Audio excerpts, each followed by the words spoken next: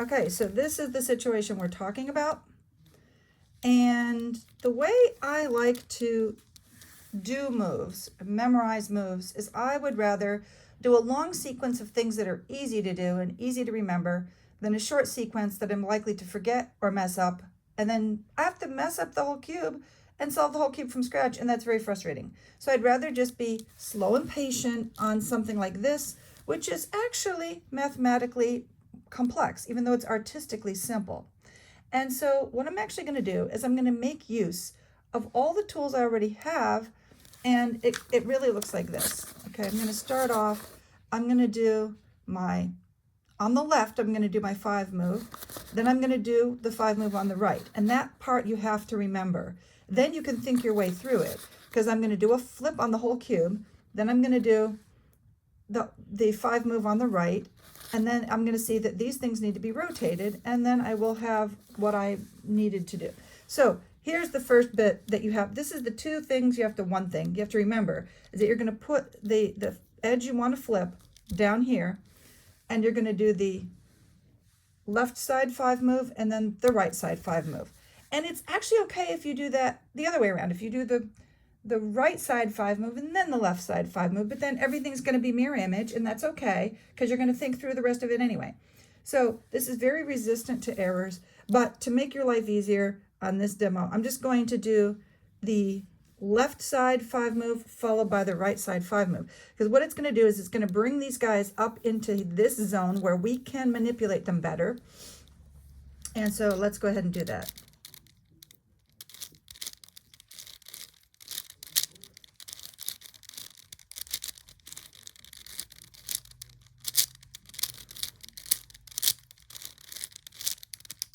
Okay, now I double check all the ones that are in play. That guy is safe.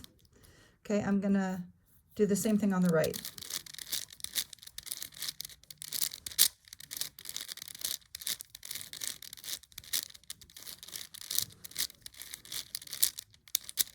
Okay, now what I'm gonna do is I'm gonna pick it up and investigate and conclude that I'd rather be in this position. And why? Because these guys are in play. This one doesn't look like it's in play, but it's going to be in play. And I see this, and what I want to do is if I bring this guy home, which I'm going to do, then everything I need to deal with is going to be on the top surface, which is what I want. It will feel, it's still going to be 4 things that are out of place, but it will be 4 things out of place in the top layer so that I can deal with it. So I'm going to go ahead and do this.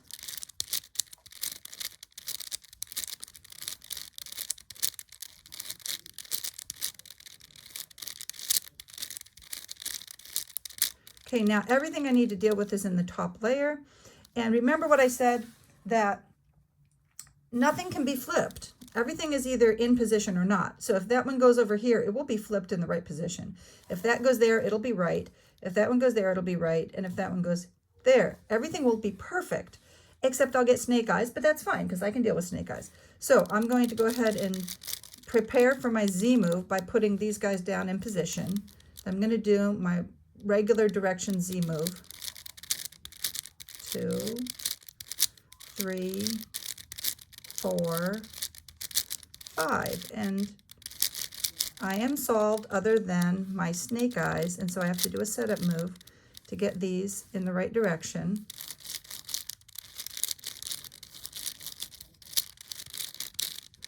And then we're solved. Okay, so that's it. I guess that's all I wanted to show you. Yeah, parity is a really important thing because when you're dealing with the 4x4, you can definitely get into parity situations. But while I'm here, I can also say that you can use this move that you used in the 3 cube, the way you go when you said 1 and 2 and 3 and 4 and 1 and 2 and 3 and 4, and this is now in your tool chest for, what did we do? We didn't actually flip anything, right? Because when we were dealing with the 3 cube, these guys flipped. But what really happened is those 2 switched position and those 2 switched position. So you use the same routine, but you think of it differently, because now remember we have that modified Z move that allows us to rotate. So if you have a situation where like these two guys are switched or those two guys are switched, then what you can do is you can use your rotating skills to rotate these around using your modified Z. And then the move we just did will switch those two and those two, which will result in a single displacement of two cells, two different edge pieces. Okay, so yeah, so you can make use of things you already know, add them to your collection, and just think of them differently to get you out of jams that are kind of new because you're in a new cube.